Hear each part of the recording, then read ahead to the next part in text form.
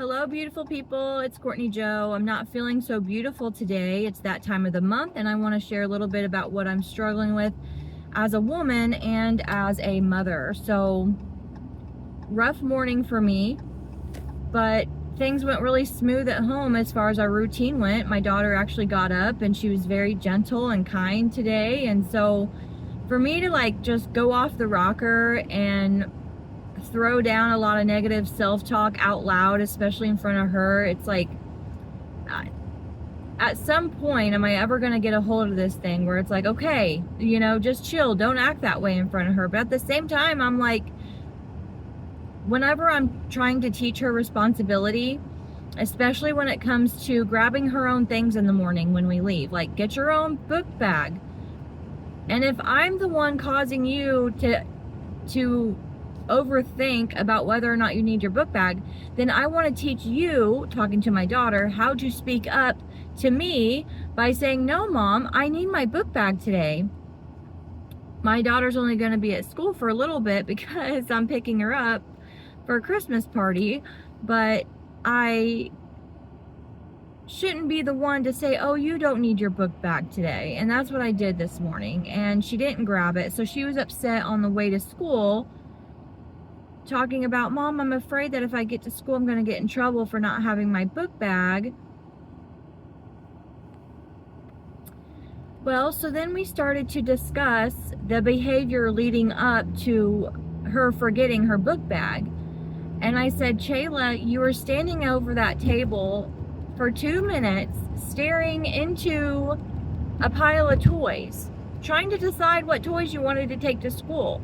I said, that's not what we need to be thinking about as we're leaving for school. What we need to be thinking about when we leave for school are things like your book bag. Whether or not I deter her from that responsibility or not by saying, well, you might not really need your book bag, I still told her to grab her book bag. So instead, she's walking out the door with toys, like with stuffed animals. And I know this is common across all moms who have a child this age.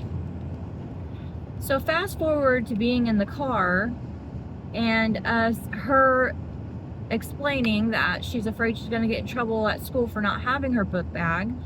And then we discussed the behaviors leading up to why she forgot her book bag. But instead of her taking that responsibility of, you know what, yeah, I should have grabbed the book bag whenever you told me, she always throws it back on me.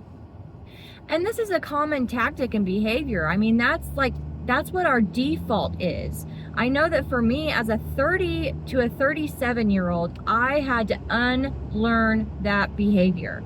It was very hard for me to start taking ownership and to start taking responsibilities as an adult for my own actions. I mean, and obviously that's what we have to do as an adult. But as a mom today, I want to teach my daughter that for her to not feel shame or guilt about taking responsibility for something, but to own up to it, to face it, and then to move on past it, because we learn so much from that.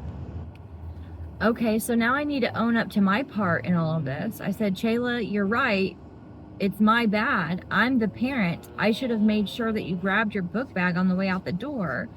But because I'm off the rocker right now, I'm like freaking out up here. I mean, do you guys ever have those freak out moments up here as a mom in the front seat and then your child in the back, like, okay, like, chill out. Just like, God, like, sorry I caused you to forget your book bag.